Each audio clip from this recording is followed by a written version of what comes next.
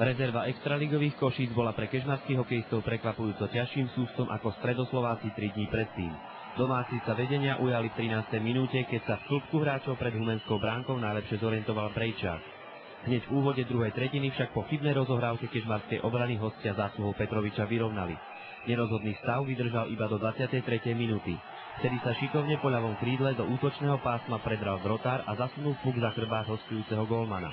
Hokejisti Humenného však aj naďalej držali s kežmarčanmi vyrovnaný krok a viackrát znepríjemnili život domácej obrane i brankárovi Klempovi.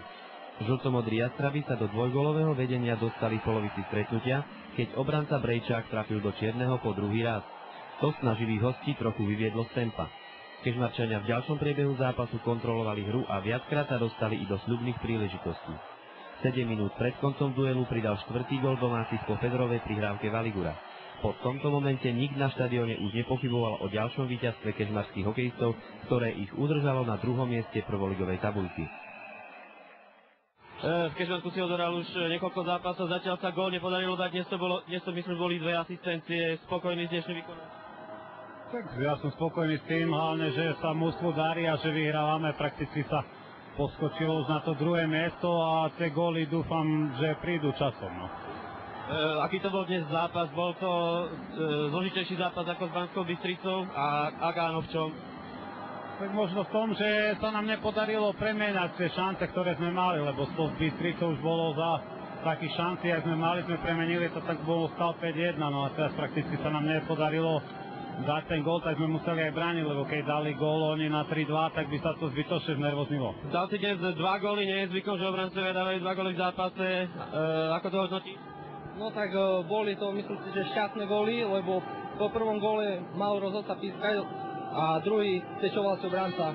Takže boli šťastné góly na isto, že nebyla zvykom, že by som dávali by góly obrancovia, takže je to šťastné.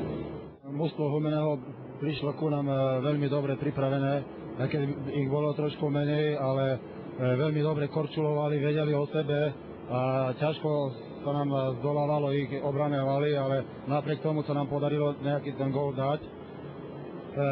Takisto zachytal im dobre brankár, bolo vysoký, prakticky veľký, takže málo miesta tam bolo, ale naši útočníci sú drávi, dobre pripravení, takže podarilo sa nám to, aj keď ťažšou namahou, ale predsa. Čo vás dnes najviac potešilo v hre vašich zverencov? Tak mňa osobne teší, alebo môžem povedať za všetkých, že nás teší pohyb hráčov, že vedia o sebe, dobre kombinujú, dobre strieľajú a tak vidno sú dobre pripravení. To nás teší a ešte to, že dávajú góly a nedostávajú veľa.